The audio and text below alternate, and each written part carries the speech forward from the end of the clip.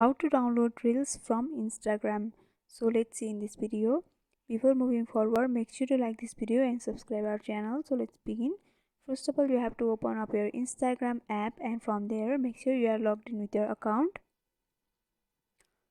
After that, you have to select the reel that you want to save in your gallery. After selecting, you can see the share option which is just beside the comment section, so you have to tap on that, and from here you have to copy the link of the post, and the link has been copied to your clipboard.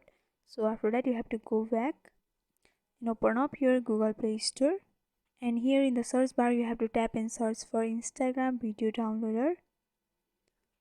You can download the first app, and after installing it in your device you have to simply tap on open. After that, you can see there's a source or type URL box where you can paste the link of the reel which you have copied previously.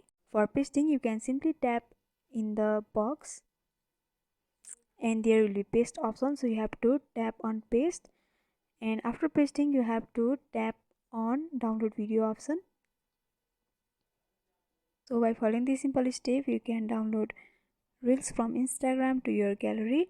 So I hope this video was helpful. Don't forget to like, comment, share and subscribe our channel for more videos like this. Thanks for watching.